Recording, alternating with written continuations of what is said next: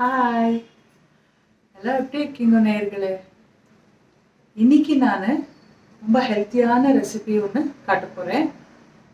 மெந்திய கீரை பின்ன தென்னை அரிசி வச்சு மெந்திய பாத் எப்படி பண்ணுறதுன்ட்டு இன்னைக்கு வீடியோவில் பார்த்துக்கலாம்.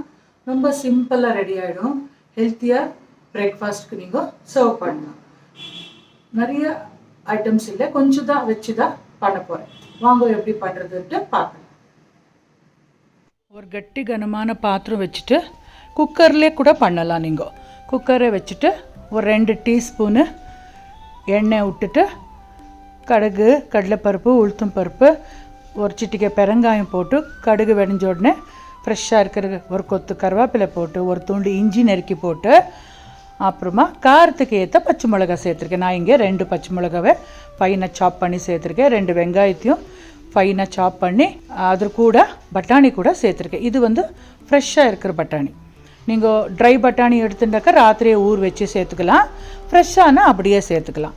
அப்புறமா மெந்திக்கீரை ஒரு அரை கட்டு நல்லா க்ளீனாக அலம்பிட்டு பொடியாக நறுக்கி சேர்த்துருக்கேன். மெந்திக்கீரை சேர்க்கறதுனால கசுப்பெல்லாம் வராது, ரொம்ப நல்லா வரும். நல்லா வதக்கிட்டு அப்புறமா தக்காளி கூட 1-2 சேர்த்துக்கலாம். நான் மீடியம் சைஸ் தக்காளி சேர்த்துருக்கேன்.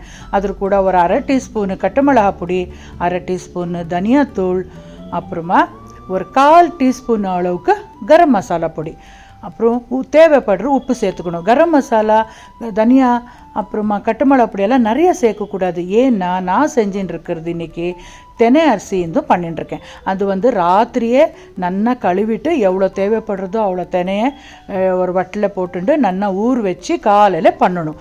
எதுவுமே மில்லட்ஸ் யூஸ் பண்ணணுன்னாலும் கூட ராத்திரியே சோக் பண்ணணும். அப்போ தான் ரொம்ப ஹெல்த்துக்கு நல்லது, அதோட பெனிஃபிட்ஸ் கிடைக்கும். இப்போது தெனையை சேர்த்துட்டு ஒரு ரவுண்டு நல்லா மிக்ஸ் பண்ணிவிட்டு 1 to double தண்ணியை வச்சு குக்கரில் ஒரு 3-4 விசில் வச்சா சூப்பராக மெந்திக்கீரை பாத்து ரெடி ஆகிடும். நல்லா கொதிக்க வந்தப்போ குக்கர் லிட்டு மூடிட்டு விசில் வைங்க. இப்போ பாருங்க, ஒரு 2-3 விசில் வந்த உடனே ஆஃப் பண்ணிவிட்டு ப்ரெஷர் அடங்கின உடனே திறந்து பார்த்தா சூப்பராக கமகமான ஃப்ளேவரில் ரெடி ஆகிடும் தென்னை மேத்திக்கீரை பாத். ஃப்ரெஷ்ஷான கொத்தமல்லி தழை சேர்த்துட்டு ஒரு ரவுண்ட் நல்லா மிக்ஸ் பண்ணிவிட்டு நீங்கள் சர்வ் பண்ணுங்க. ஹெல்த்தியாக இருக்கும், ரொம்ப டேஸ்டியாக இருக்கும். என்ன கேட்குறதுனா அரிசியை விட இந்த மாதிரி மில்லட்ஸில் பண்ணாக்கா சூப்பராக வரும் டேஸ்ட்டு. உடம்பு எடை எடுக்கணுன்றவாளெல்லாம் இந்த கட்டாயமாக மில்லட்ஸ் யூஸ் பண்ணணும். அப்புறமா உடம்பை நல்லா வச்சுக்கணும், நம்ம டைஜஸ்டிவ் சிஸ்டம் நல்லா இருக்கணும்னா கண்டிப்பாக சிறுதானியங்களை முடிஞ்ச அளவுக்கு யூஸ் பண்ணுங்க. ராத்திரியே சோக் பண்ணிவிட்டு எல்லா வகைகளில் பண்ணலாம். இதில் நான் 1 by 1 காட்டி கொடுக்குறேன் உங்களுக்கு. நான் இன்றைக்கி பிரேக்ஃபாஸ்ட்டு வெஜ்ஜிஸோடு சர்வ் பண்ணியிருக்கேன். உங்களுக்கெல்லாம் இந்த வீடியோ பிடிச்சிருக்குன்னு நினைக்கிறேன் நேயர்களே.